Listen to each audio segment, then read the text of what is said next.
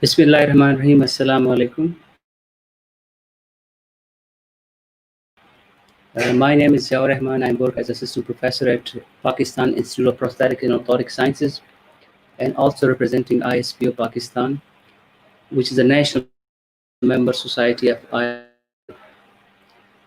I welcome you all to the online series of lecture on research methodology and how to conduct research project session 3. This series of lectures are exclusively designed for students and young professionals.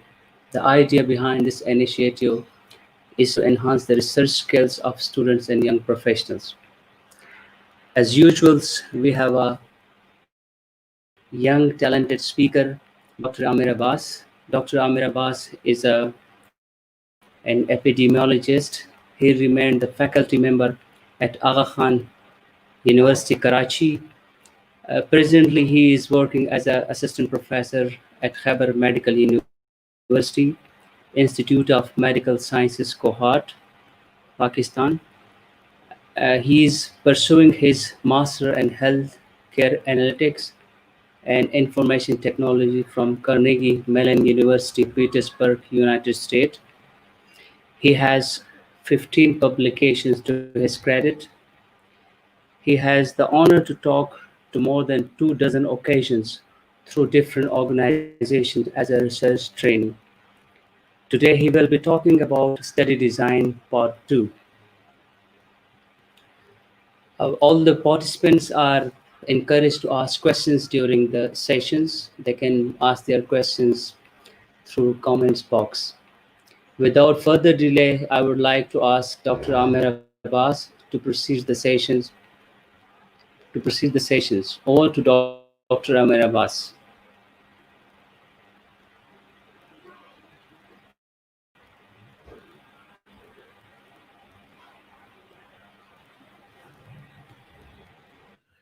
Zia, can you hear me clearly? Sir, can you hear me?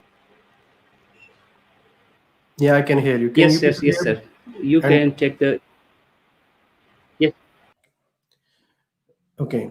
Assalamu alaikum and wa alaikum assalam to all the participants who have been expressing their greetings in the comments. I request you people to keep on interacting with me in the comment sections, as I'm very happy to see that this session has started with a lot of comments in the comment section, and that is what the live session is all about. We want to encourage the interaction between the speaker as well as the respondent and the audience through the comment section. Before we start with our topic, I have a couple of requests to make. First of all, if you have not yet subscribed to my YouTube channel, I will request you people to subscribe to YouTube channel, because this is a community which is growing, and this is a community of researchers which is growing every day. And I conduct a lot of live stream, but at the same time, I do upload a lot of recorded videos as well. So whenever I will be uploading a new video, if you have subscribed to my channel, you will be able to receive a notification.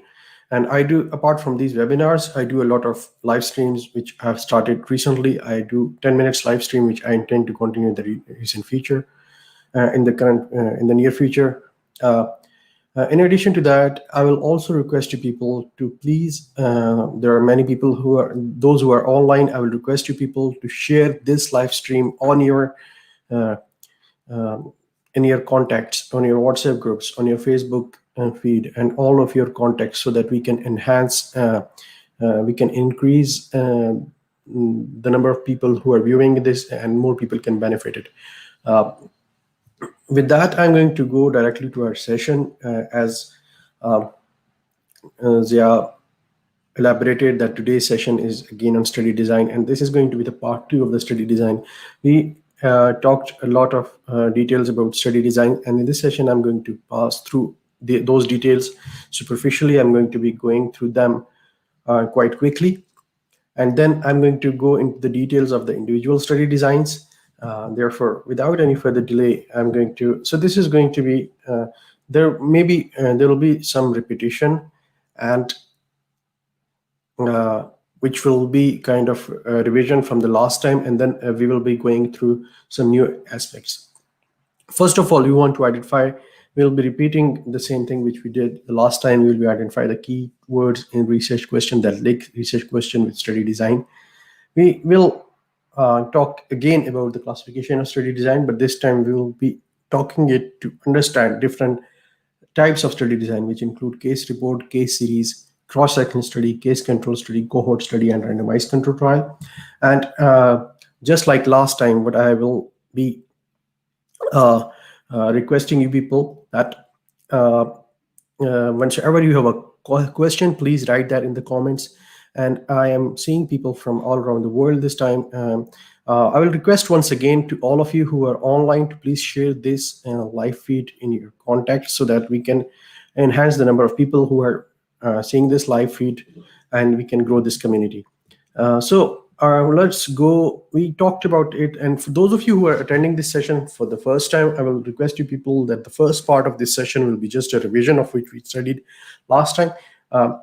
The full talk on the first part is present on my YouTube channel. You can go, if you are not clear about this, I will request you to go there and see that talk.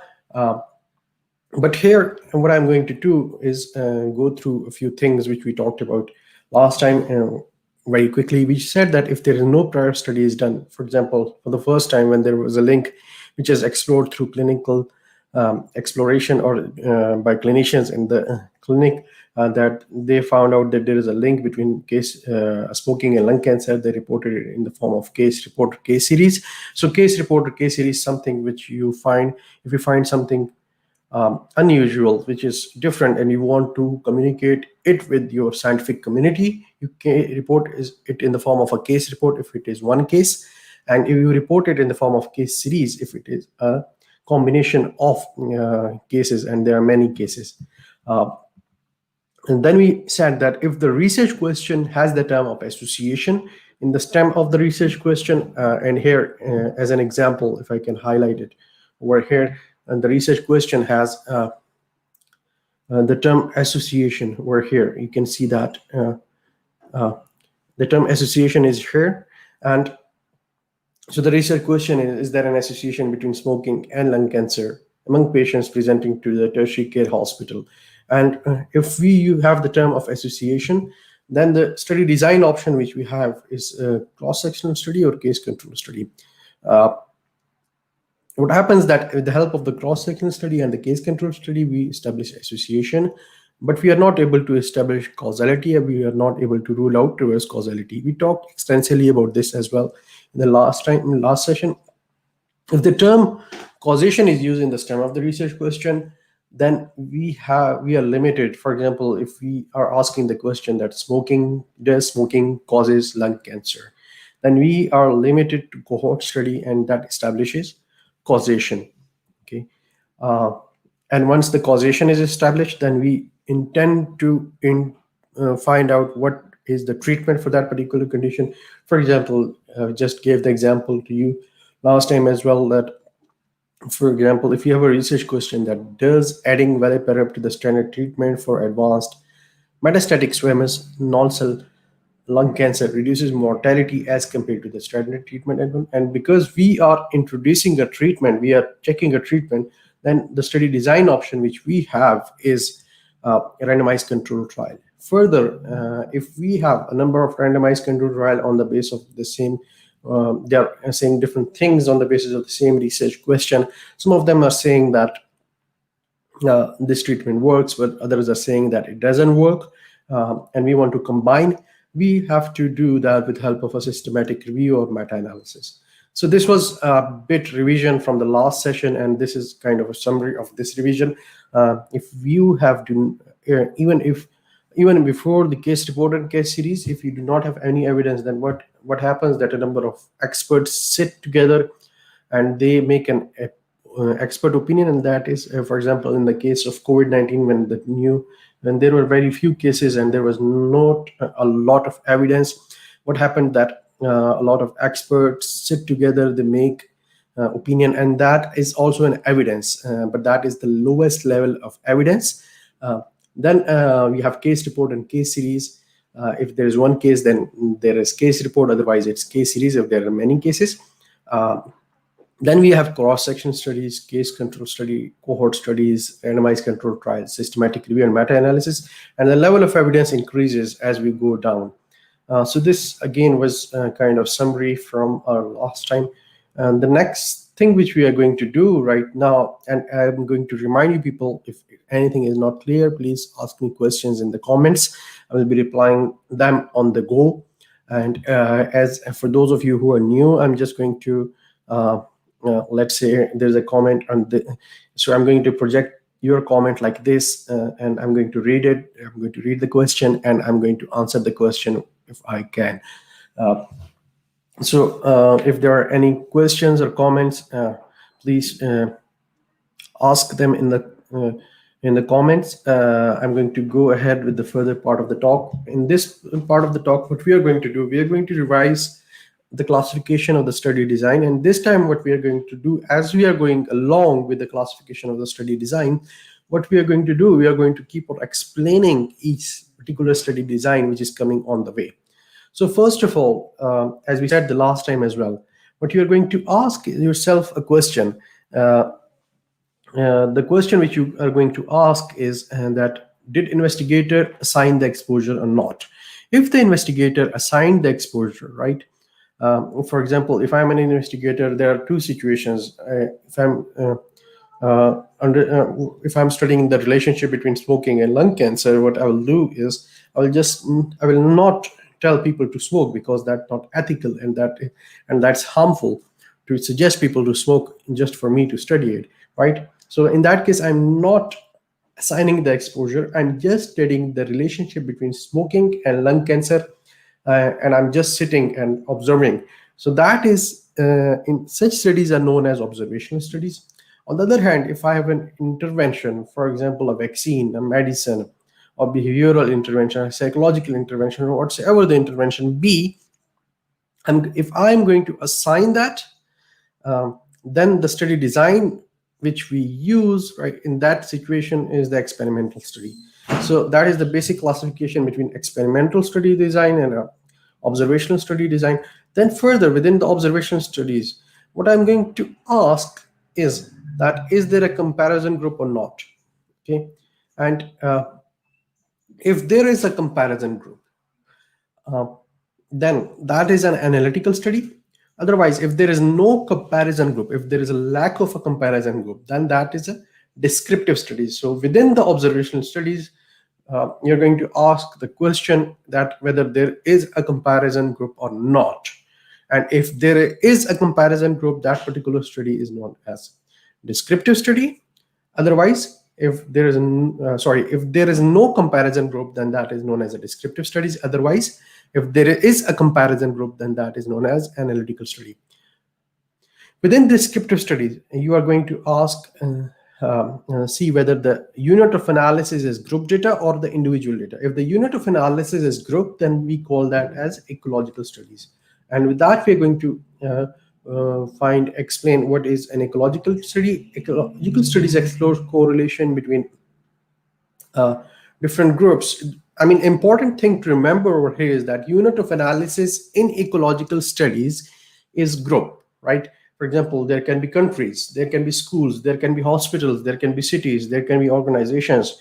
For example, if you want to see the correlation between tuberculosis and poverty, and you use the country level data, you are sitting in the UN headquarters and you want to find out whether poverty and tuberculosis are related to each other. So what you do, you take out the country level data and you find out which countries have high versus low prevalence of pulmonary tuberculosis and which countries are rich or poor, right? If the unit of analysis is a group, which is a country, city, school, hospital, any group, then that particular country is known as uh, that particular study is not an ecological study. It's useful for generating the hypothesis. That's what I would say for the time being, for the sake of simplicity. We go further, and I will just pause in over here, and I would remind you people because just let me know in the comments, just anything, if you are able to follow what I'm saying. Um, or if anything which is not clear, you can ask me question. There seems to be a question, so I'm going to pause here for the time being. So if the meta-analysis I have not done in a case, then will we rely on the systematic review or on the statistical analysis of the article? Give me answer in the last. Yes, this I will give you answer in the end. So this is the way. If you are not clear on an aspect of the topic, please write the comments in the comment section, and that will, if you are able to understand it as well, right, just say something, because that is going to let me know if I'm either able to I'm able to communicate things clearly or not. Like in the classroom, if I'm in front of the people to whom I'm talking, from their facial expressions, I will be able to guess that whether I'm able to communicate what I'm saying effectively or not. But here on the online session, that is not going to happen. Therefore, I'm going to rely on your comments. So it's a reminder once again to please engage being interactive. So then within the descriptive studies, the next level is the unit of analysis is individual. Okay, if the unit of analysis is individual, then within that we have case report, case series, and cross-sectional study. So what is a case series and case report? This is one of the simplest and common form of researches being conducted. If you have an unusual presentation, you can something very unusual which you find out which is not reported in the literature, you can report that in the form of a case report if it is one case, and in the form of case series if they are a combination of case. They are good to generate hypotheses, but obviously because they have the limited analytical ability, so they cannot check the hypothesis, and obviously there is no measure of association related to that.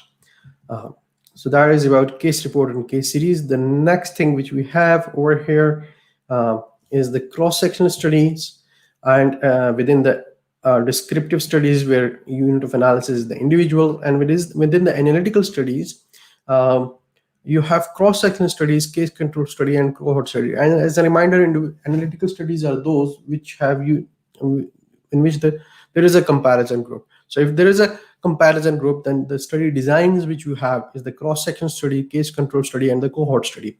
One thing you have to note over here is that cross-section study is coming up in both the analytical studies as well as in the descriptive studies. Why is that? That is not my mistake. That is deliberately being done like that. It's because cross-section studies are of two types. If there is a comparison group, then that particular cross-section study is known as analytical cross-section studies. On the other hand, if there is no comparison group within the cross-section study, then that is a descriptive cross-section study. So what is a cross-section study? The descriptive cross-section study is used to find out the prevalence of people of a particular condition, and also the time, place, and person distribution of a particular condition. Whereas analytical cross-section study is used to check the association between two factors. So what is a cross-section study? Let's assume we have a population like this, and the defining characteristic of a cross-section study is that it doesn't depend whether you start. What happens that you divide the population into diseased and non-diseased, and then you divide them into exposed and non-exposed. So it doesn't depend whether you kind of start from the diseased or non-diseased or the exposed or non-diseased. You kind of do it all together, right? What I'm trying to say over here is that this is the population which you have, and this point will be more clear when I'm talking about the case control study.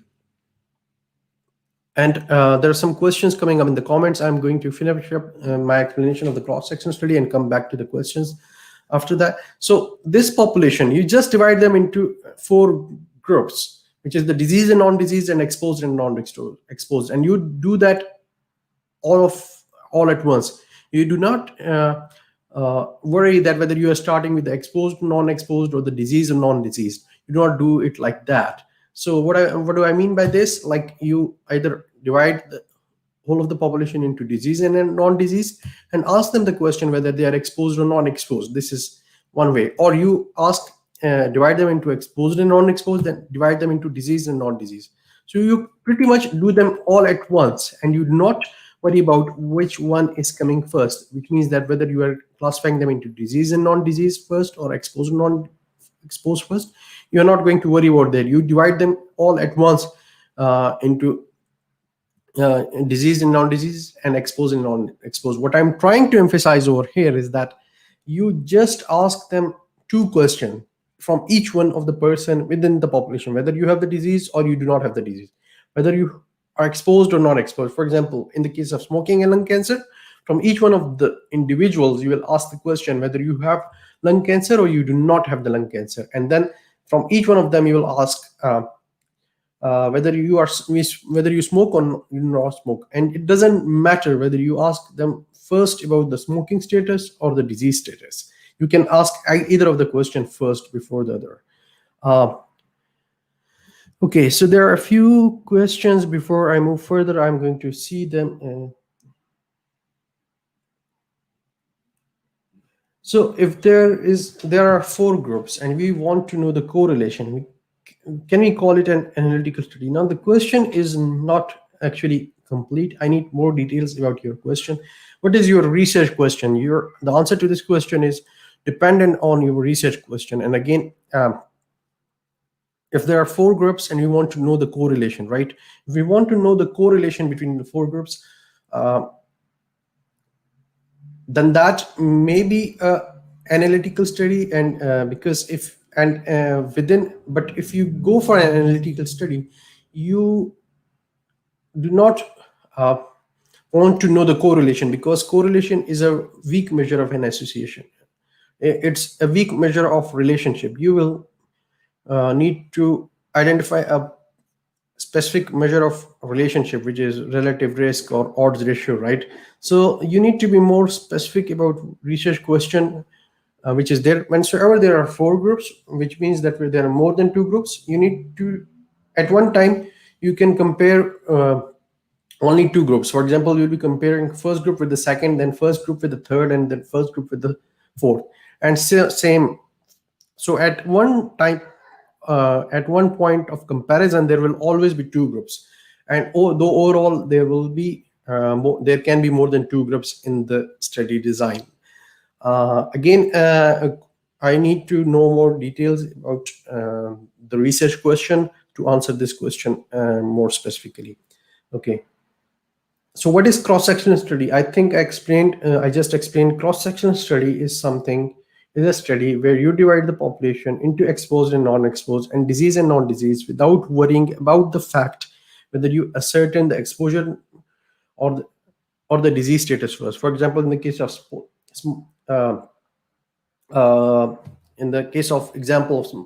smoking and lung cancer, what you do is check the association between smoking and lung cancer. So you ask the question whether the people are disease or non-disease, and whether there is a and whether the people smoke or do not smoke. And you ask the question at the same time. It's not important that you ascertain the exposure status first and then the disease status, or the disease status first then the exposure status.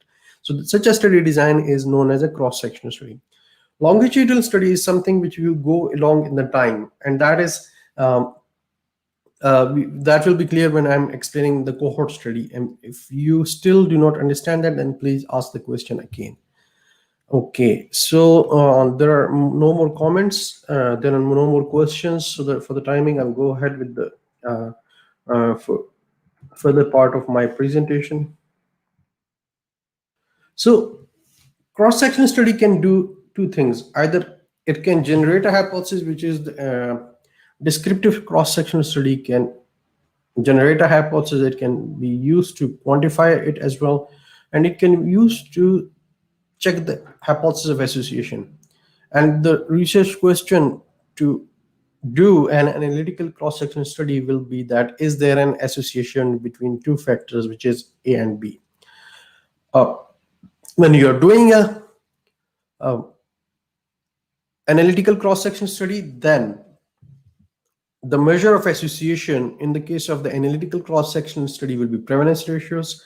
You can also identify the factors which are predicting a particular condition, and you can, with the help of the descriptive cross-sectional study, you can find out the prevalence of a particular condition. So these are all the things which you can do with the help of the cross-sectional study. And the benefits of cross-sectional study is that it is comparatively easier to be carried out, and it can be very useful if the data is collected widely.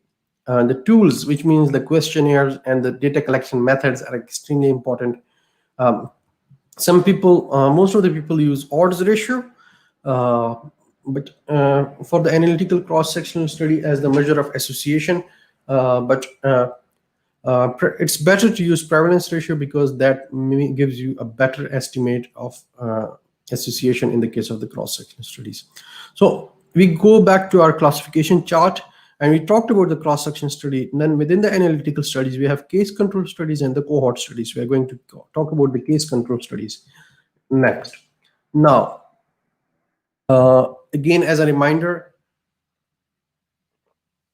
please ask questions in the comments if it is not clear, because I understand that I may not be able to clearly communicate what I'm saying. So one way to know that will be giving comments in the comment section, whether you understand, whether you do not understand, or something needs more explanation. And I'm going to go into explaining the case control study. So what is case control studies, right? Case control study is something which is clear from the name, right? You just see the name and the explanation of the case control study will be clear. You start with the case, you recruit the case, and on the basis of the case definition, you recruit the case, and you also recruit the control. And from both of them, what you do, that you ask them the question whether each one of them is exposed or non-exposed, right? Let me give you an example, and that will be clear. For example, again, we want to find out the association between smoking and lung cancer, which has been our traditional example throughout these talks. And we want to find out whether there is an association between smoking and lung cancer. So if I want to do a case control study to check the association between smoking and lung cancer, what I will do, I will go to the pulmonology clinic, I will recruit the cases of lung cancer, and will have a particular definition for my case, right? On the basis of that inclusion and exclusion criteria, I will recruit a case, right? But from where will I recruit the controls? I will not recruit the controls from the pulmonology clinic. I will go to another clinic, for example, maybe internal medicine clinic, or maybe endocrinology clinic, or any other clinic, which is a different clinic. What I will do is that I will recruit controls, and the inclusion and exclusion criteria will have the characteristic for controls that they are negative for lung cancer. So the cases will be recruited from the pulmonology clinic, the controls will be recruited from internal medicine or endocrinology or any other clinic, right? Or you can recruit the controls from community as well. And then from each one of them, what I will do, I will ask them the question whether the case is smoked or not, whether the control smoked or not, right? But how is it different from the cross-section study? In the cross-section studies, I said that you are going to, it doesn't matter from where you start, right? But in the case control study, you start by recruiting the cases, then you recruit the controls. And from both of the groups, what you do, you identify whether they are exposed or non-exposed. So this is how you uh, uh, execute the case control studies. And as I said, you start with the disease, ask about the exposure, and then case control studies are subject to recall bias, which means that the cases are have a better memory. They remember uh, more about each and every bad event occurring to them. And the measure of association in the case control study is odds ratio, and the research question will have the term of association, which means the research question will typically be that there is an association between factor A and B. Okay. Case control study is good when you are studying rare conditions, and by rare, what do I mean by rare conditions? Whose prevalence is less than 10%, or when the exposure ascertainment is expensive, or when the disease has a long incubation period, or when these are all the situations where you will prefer case control study over cross-sectional studies, or in situation where little is known about the condition or the disease. So it is used. I will just repeat. Case control study, you'll prefer, for example, both of the case control studies and the cross-sectional studies. They can check association, right? But I said when you use the term association in the stem of your research question, you have two options: either case control studies or the cross-section study. So the important question is that which study design should I use when I'm deciding on choosing a study design, when the term association is used in the stem of the research question. If the disease is rare, which means that the prevalence of the condition is less than 10%, or the exposure ascertainment is expensive, or the disease has long incubation period, or there is very little known about the disease, then case control study may be a study design option which for you to choose. Now we go again into uh,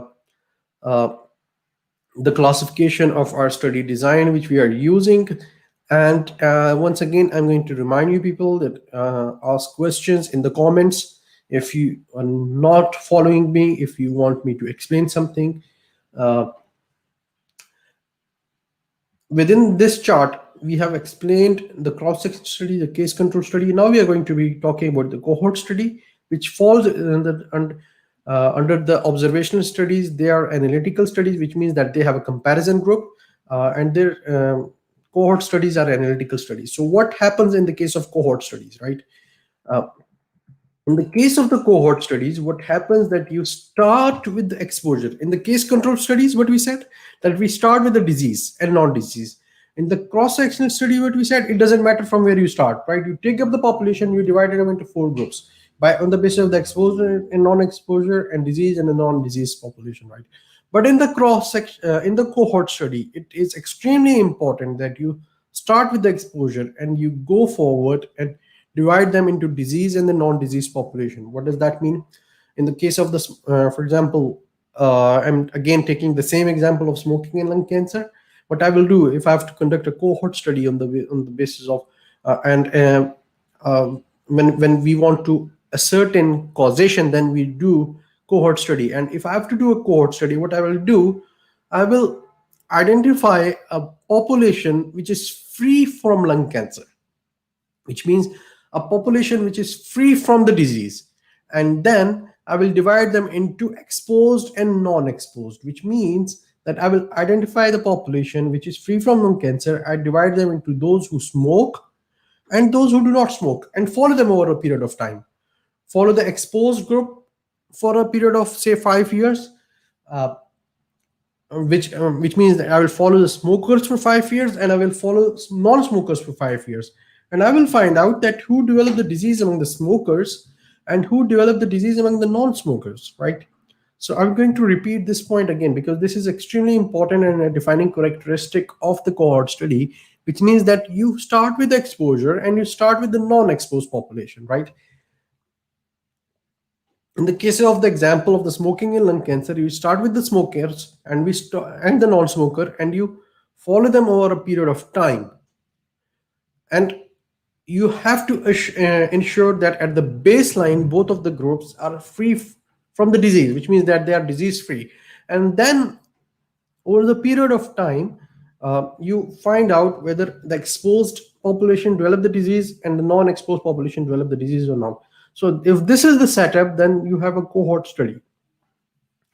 And so as I said, that the cohort study start with the exposure, divide the exposed and non-exposed into disease and non-diseased, and it is quite a robust study design, and it establishes temporality, which means that you can establish the fact that the exposure came before the disease. As I said, that when you are starting your study, you have to make sure that the population, which means that the exposed and the non-exposed, which means the smokers and the non-smokers, both of them are free from the disease, which is the lung cancer, right? And then which that establishes temporality, which means that it ascertains that the exposure occurs before the outcome. And therefore, when you have the term of causality in this term of the research question, then you can use the cohort study. The measure of relationship is risk ratio or the rate ratio over here. And this is used in situation when the exposure is rare and the follow-up time is short, right? You can use cohort studies in situation when there is rare exposure and there is short follow-up time. Okay, so this is all about the observational studies. We talked in detail about the descriptive and the analytical study. We talked about the ecological studies, case report, case series, cross-sectional studies.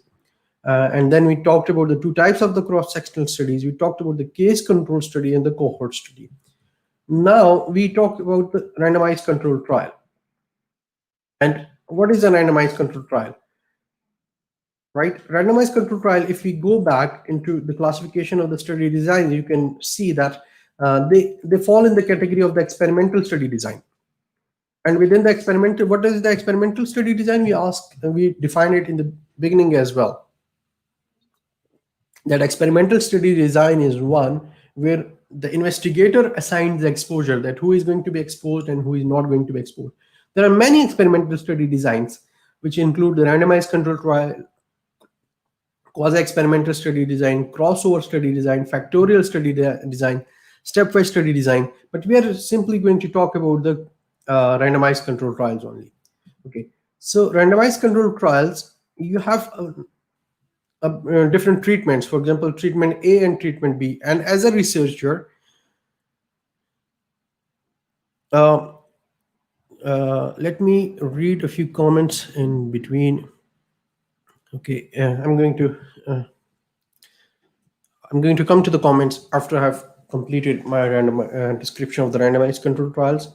Okay, so there are treatment A and treatment B. For example,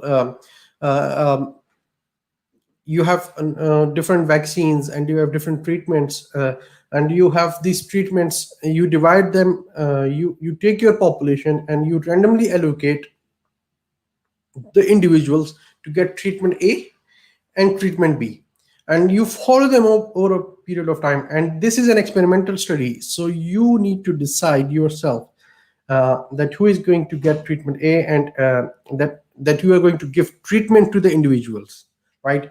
What does that mean? That means that if they were not the part of the study, right, they might not be getting this treatment.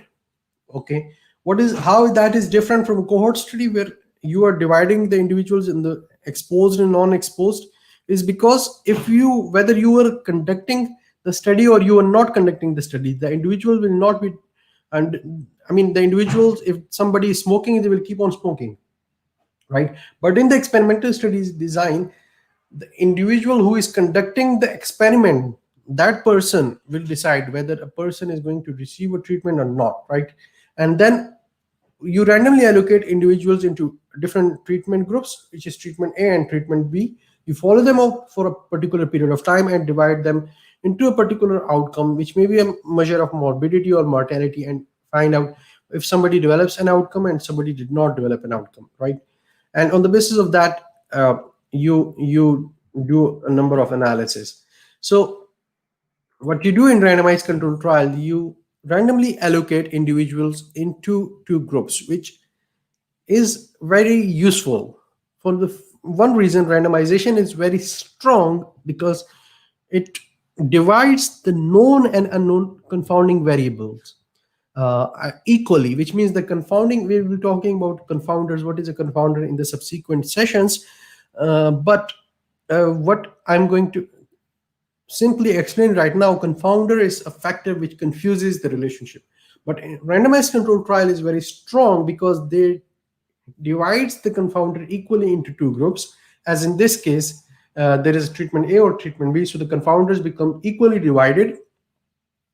For example, if age and gender are a confounder, which will potentially confuse the relationship. So if I have two groups, treatment A and treatment B, and I randomly allocate individuals into these two groups, what it will do is that the individuals which are getting which are getting treatment A, they will have a mean which is almost similar to that of treatment B. Similarly, the number of male individuals which will be in treatment A group will be almost similar. I do not mean the number, I mean the percentage of individuals which are present in the treatment A will be almost similar to the percentage of individuals which are in treatment B. So the confounders are almost equally divided between the two groups. And it establishes causality and it establishes temporality as well.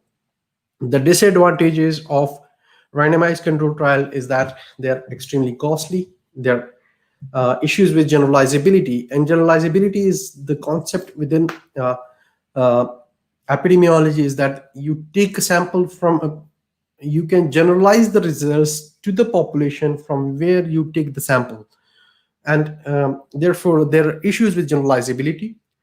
There are ethical considerations and ethics of randomized control trial because there is random allocation of individuals into two groups. So there is a lot of discussion on different aspects, different ethical considerations of randomized control trial.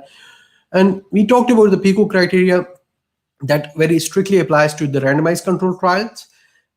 And since they have a narrow, you have to formulate a very narrow research question. So the results of that randomized control trial can be generalized to only the population on whom to that very population, and I mean the generalizability is affected by the narrow aspect of the research question. So this is the pyramid which is showing the hierarchy of evidence. We talked about that previously as well. And finally, and before I go and answer some of the some of the questions, I'm going to explain these two things as well. One is known as narrative review, and second is known as systematic review. We may be able to cover these topics in detail through separate session, but superficially, what is a narrative review? For example, you take a topic, you compile a lot of literature, and you write a review on that, and that's very simple. Like you write a 5,000 words paper or a 2,500 words paper on a particular topic, and that's it, right? It doesn't matter that which papers you take. You may choose to select some of the papers, you may choose to not select of the paper, some of the paper. What is systematic review? There's a systematic way to select search engines and then the papers, and then you have to assess the quality of the papers, and there is a way in which you have to present and synthesize the literature and combine that literature. So this is the difference between systematic review and meta-analysis, systematic review and narrative reviews. So what happens then when we have a lot of randomized controlled trials and you want to combine the results, then this is a way to combine the results either by systematic review or narrative review, or you can also do meta-analysis, which I have not covered in this session. Right now, what I'm going to do, there are some questions. I'm going to go through that, and since we have some time over here, we will be able to cover some of the questions. I will request people, if you have questions, you have some time, you can write them in the comments. So please share this presentation with me on my email. Please write me. So the answer to this question is okay. Right, I will do that. I know. Okay.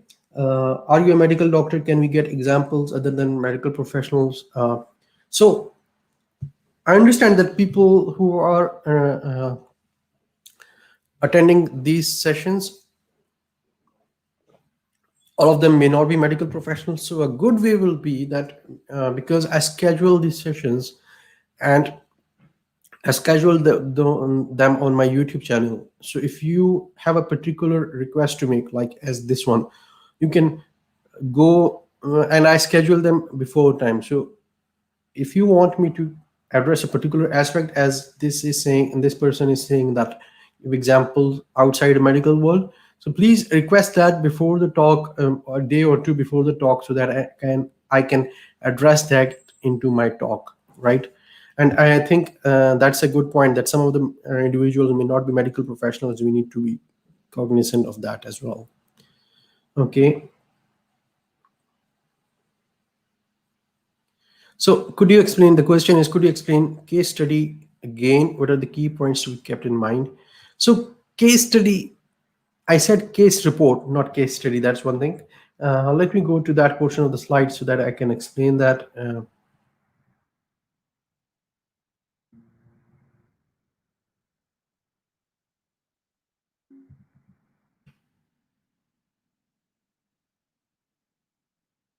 There is case report and case series, and let's assume you find out something which is extremely unusual in your clinical practice, or a person who is admitted in the ward, right? And you want that to be communicated to the medical community. How would you do that? The way to do that is to write a case report and case series. If there that is one case, you write a case report, and if there is more than one case, then you write a case series. Okay, so that's and to know more about what is a case report, what is a case series, what you need to do is to go to PubMed and just read a few 10, 15, 20 case reports or case series, and you will get a very clear understanding of how a case series is written, how is that structured. And one thing to take away from this is to start, if you want to learn research, start reading research papers. Start reading one research paper every day, and then that will, and you do not understand something, for example, you do not understand a term in the research paper, you do not understand, let's assume a term comes up, chi-squatus, just google that. If you keep on doing that for like 6 months or 1 year, you get a lot of understanding of different research concepts and terminologies. So I'll take that as an applaud. And then, how do we address bias during allocating groups? Okay, that's a very good question from Zafar Rahman. Actually, randomization. I mean, randomized controlled trials is a such a detailed topic that people do complete degrees on randomized controlled trials. So randomization is a separate topic. What you do is you take a population, and there is a center which we call at institutions like Aga Khan University, and good institutions have places which we call as the clinical trial unit, and the patients go to the clinical trial unit, and there's a detailed process to reduce the bias during the random allocation during randomized controlled trials. And there are different randomization methods. Some of them are computer generated, some of them can be done otherwise. So I mean, right now it's not the time, but what you need to do is to go into the details of the processes, different types of randomization, and how each of the process is executed. I think that's all for the time being for the questions. And since there are no more questions, uh, what I will do is hand over the mic to the host. And before I do so, I will request once again to you people is that if you have not subscribed to my YouTube channel, please subscribe to the YouTube channel. Please share this video in your contacts, and please provide me with the feedback uh, in the comments. I release a lot of content regularly. Please see that as well and provide your feedback on them as well. So I think for some reason the host as is disconnected, which means that we may have some more time for a few questions if there are any. This is a funny situation. The host got disconnected immediately